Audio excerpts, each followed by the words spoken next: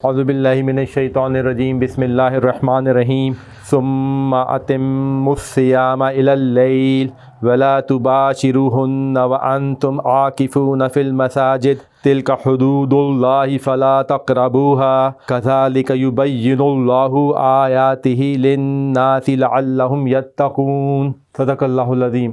اب یہ جو آیت مبارکہ ہے 187، یہ کنٹینیو کر رہی ہے پچھلے سیشن سے۔ اس آیت مبارکہ میں اللہ تعالیٰ نے روزے کے تقریباً تمام احکامات ہم لوگوں کو بتا دیے ہیں کہ روزہ کس وقت شروع ہوتا ہے، روزہ کس وقت ختم ہوتا ہے، روزے کے جو اوقات کے بعد جو مغرب کے بعد ختم ہوتے ہیں اس میں ہم لوگ جو مسلمان امت ہے وہ کھا بھی سکتے ہیں، سو بھی سکتے ہیں، اگر سو کے اٹھ جائیں اور سحری کا وقت نہ ہو تو دوبارہ کھانا کھا سکتے ہیں جب تک سحری کا ٹائم مکمل نہ ہو جائے، اور اپنی بیگموں کے ساتھ مباشرت بھی کر سکتے ہیں۔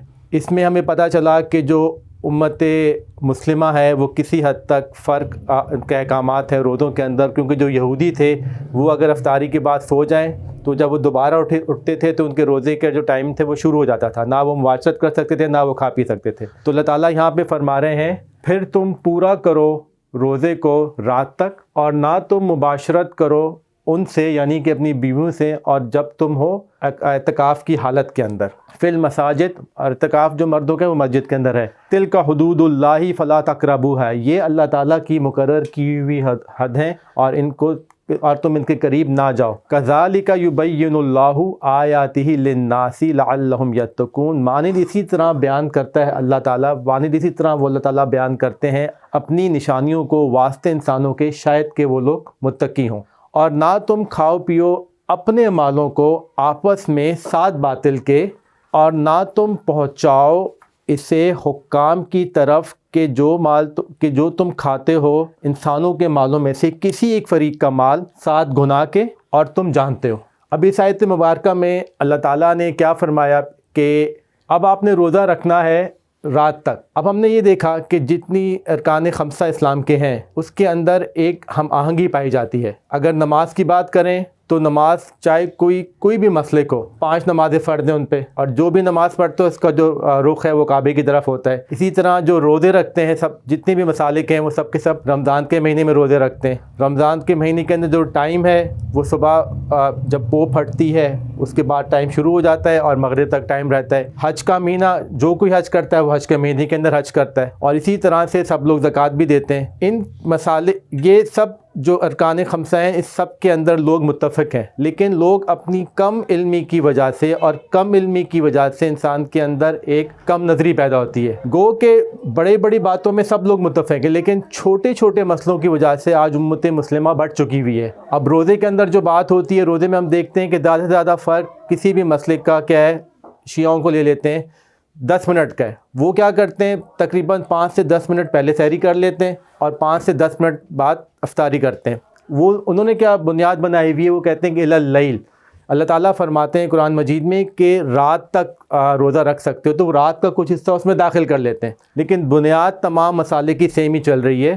تو ہمیں چاہیے کہ بجائے کہ ہم لوگ چھوٹے مسئلوں میں پڑھ کے ایک دوسرے سے لڑیں جھگڑیں، ایک دوسرے کو کافر کے فتوے دیں، ہمیں یہ دیکھنا چاہیے کہ ارکان خمسہ میں اگر سب لوگ متفق ہیں تو ایک دوسرے سے محبت پیدا کریں اور ہم آہنگی کو لے کے آگے چلیں۔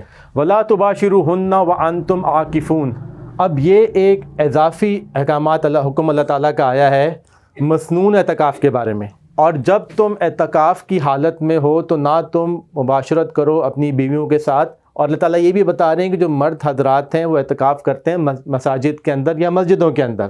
تو یہ بات ہو رہی ہے مسنون اعتکاف کی۔ مسنون اعتکاف ہم لوگوں کو پتہ ہے کہ جب 20ویں رمضان روزے جو رمضان المبارک کے دن کا جو افطاری ہے وہ مسلمان جس کسی نے اعتکاف رکھ وہ مسجد میں جا کے شروع کر دیتے ہیں، اور وہ جب تک مسجد میں رہتے ہیں جب تک انہیں عید کا چاند نظر نہ آ جائے یا کوئی پکی گواہی نہ مل جائے کہ چاند نظر آ چکا ہوا ہے۔ تو یہ ہے مسنون اعتکاف، اس میں وہ لوگ اللہ تعالیٰ کے اور قریب ہو جاتے ہیں۔ اصل میں عبادت کا مطلب تو یہ کہ انسان اللہ کے قریب ہو جائے اور قربت الہی اس کو مل جائے، ثواب جو ہے سو ہے، لیکن اصل مقصد عبادت کا ہے کہ انسان اللہ تعالیٰ کے قریب ہو جائے۔ تو یہ ہے مسنون اعتکاف کی بات۔ ہاں اس میں یہ ہے کہ مباشرت نہیں کر سکتے، لیکن جو گھر کے مسائل ہیں بیوی سے آپ بات کر سکتے ہیں، بیوی آ کے آپ سے مشورہ کر سکتی ہے، فون پہ بات چیت ہو سکتی ہے، گھر کا کام شام چلتا رہتا ہے اس کے اندر بھی۔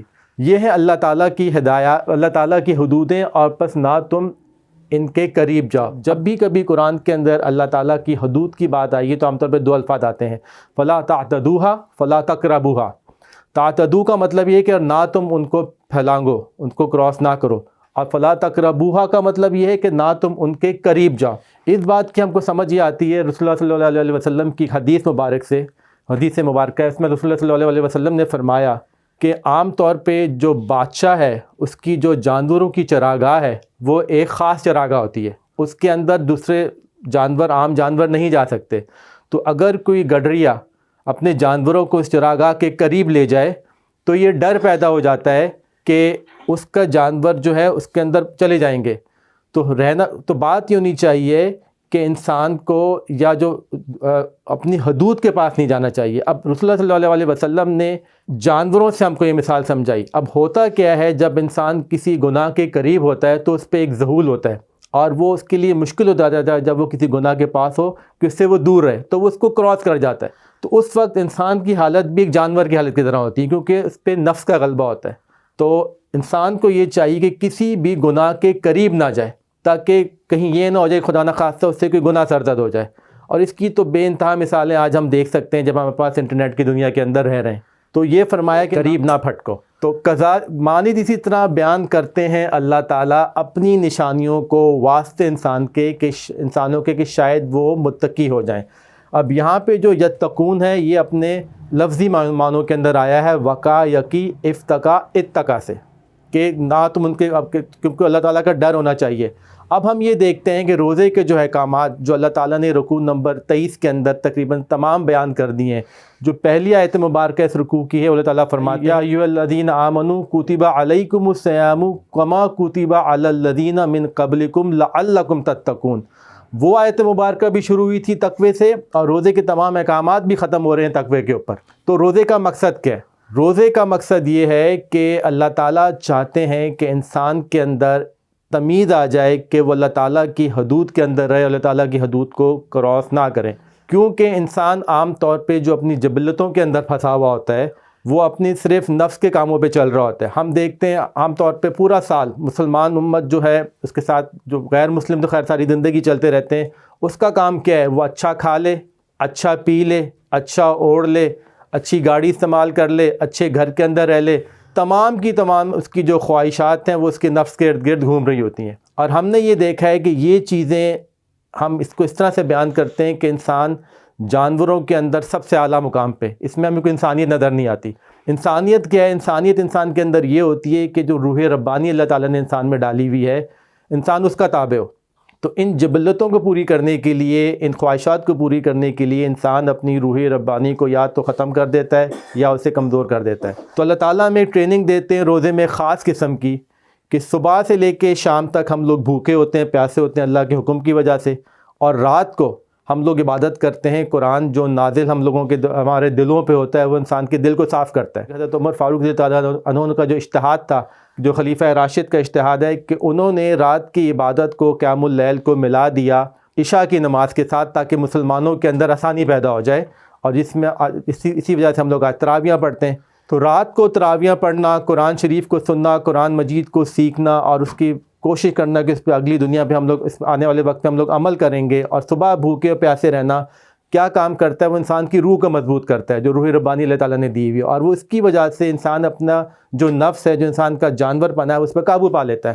تو اگر یہ چیزیں انسان روزے کے اندر سیکھ لیتا ہے اور وہ متقی ہو جاتا ہے تو یہ روزے کا مقصد اس کو حاصل ہو جاتا ہے، کیونکہ اللہ تعالیٰ نے انسان کو علم دیا ہوا ہے، فَأَلْهَمَهَا فُجُورَهَا وَتَقْوَاهَا۔ اللہ تعالیٰ نے انسان کو سکھا دیا ہے کہ بدی کیا ہے اور نیکی کیا ہے، لیکن انسان اپنے کاموں کی وجہ سے اس کو بھول جاتا ہے۔ تو روزے کا سب سے اہم ترین کام جو انسان کو جانور سے الگ کرتا ہے اور انسان کو انسان بناتا ہے، جو اللہ تعالیٰ کا خلیفہ بناتا ہے، وہ یہ ہے کہ انسان تقوی پہ آ جائے، اسے یہ تمیز آ جائے کہ میں نے اپنے نفس کو کس جگہ پہ جا کے لگام دے دینی ہے، اللہ تعالیٰ کی حدود کو کس جگہ پہ جا کے میں نے کراس نہیں کرنا۔ اور اسی چیزوں کی وجہ سے ایک معاشرہ بنتا ہے جس میں انسان کو انسان کی تمیز ہوتی ہے، لوگ ایک دوسرے کا خیال کرتے ہیں، لوگ ایک دوسرے کے اموال پہ بری نظر نہیں رکھتے، اور لوگ سچائی کی طرف جاتے ہیں، جس کا ہم نے مطالعہ آیت بر کے اندر کیا ہے۔ تو یہ تقوی ہے۔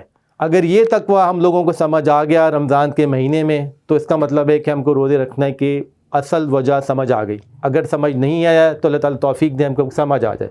اگر تقویٰ ہے تو انسان کی زندگی، اور قرآن کا بنیادی ترین مقصد بھی یہ کہ انسان کو تقوی کی تمیز آ جائے. اللہ تعالیٰ توفیق دے ہم لوگوں کو کہ ہم لوگ اس آیت مبارکہ کو عملی طور پہ سمجھ سکیں اور اس کو معاشرے میں پھیلا سکیں. اور اللہ تعالیٰ کو توفیق دے ہم لوگوں کو کہ یہ سلسلہ ہمارا قرآن مجید کا چلتا رہے، جس میں سمجھ اور بوجھ کے ساتھ ہم لوگ آگے بڑھیں. صدق اللہ العظیم.